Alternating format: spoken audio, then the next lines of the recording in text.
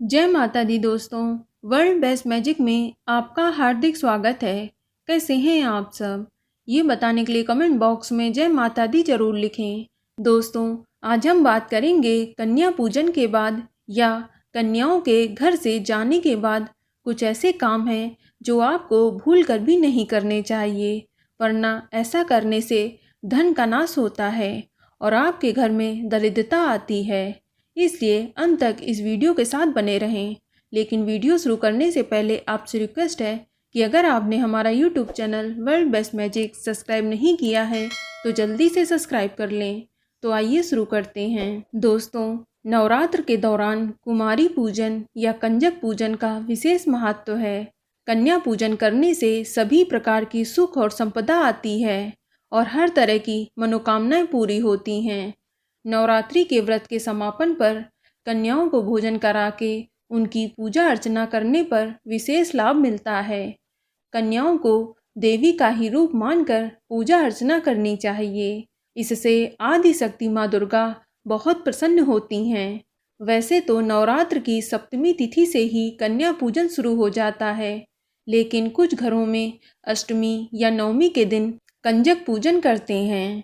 9 कन्याओं को 9 देवियों के रूप में पूजन के बाद ही देवी भक्त को व्रत का पूरा फल प्राप्त होता है। दोस्तों, देवी पुराण के मुताबिक इंद्र ने जब ब्रह्मा जी से भगवती दुर्गा को प्रसन्न करने की विधि पूछी तो ब्रह्मा जी ने कन्या पूजन को सर्वोत्तम बताया था। लेकिन इस पूजन के बाद भी कुछ नियमों का पालन करना बेहद जरूरी होता है, वरना आपको पूजन का फल प्राप्त नहीं होगा। दोस्तों, कन्याओं का पूजन करने के बाद अगर आप उन्हें अपने घर से विदा करते हैं तो उनके जाने के तुरंत बाद घर की साफ सफाई नहीं करनी चाहिए। खास तौर पर घर पर झाड़ू पोछा बिल्कुल नहीं करना चाहिए। अगर जिस स्थान पर कन्याओं ने भोजन किया है वहाँ कुछ गिर जाता है तो आप किसी सूखे कपड़े से पोंछ लें, लेकिन झाड़ू का इस्तेमाल कदापि ना करें। इससे घर में दरिद्रता आती है। इसी प्रकार कन्या पूजन के तुरंत बाद भूल से भी वस्त्र नहीं धोने चाहिए। ये काम आपको एक दिन पहले ही निपटा लेना चाहिए। आप कन्याओं के पूजन करने के बाद वॉशिंग मशीन या हाथ से भी कपड़े ना धोएं। और सबसे ध्यान रखने योग्य बात यह है कि कन्या पूजन के बाद गलती से भी स्नान नहीं करना चाहिए, ना ही सिर धोना चाहिए और ना ही घर के किसी भी सदस्य को नाखून, बाल, दाढ़ी, मूछ आदि कटवानी चाहिए। ऐसा करने से आपको दोष लगता है और घर में धन का नाश होता है। दोस्तों, कन्याओं को विदा करने के बाद कभी भी बर्तन ना धोएं, क्योंकि जिन बर्तनों में कन्याओं ने खाना खाया है उनको कन्या पूजन के 1 या 2 घंटे के बाद ही धोना अच्छा माना जाता है। ऐसी स्थिति में आप चाहें तो जिन बर्तनों में कन्याओं ने भोजन खाया है वे नए हों और वे बर्तन आप कन्याओं को उपहार स्वरूप भेंट कर सकते हैं।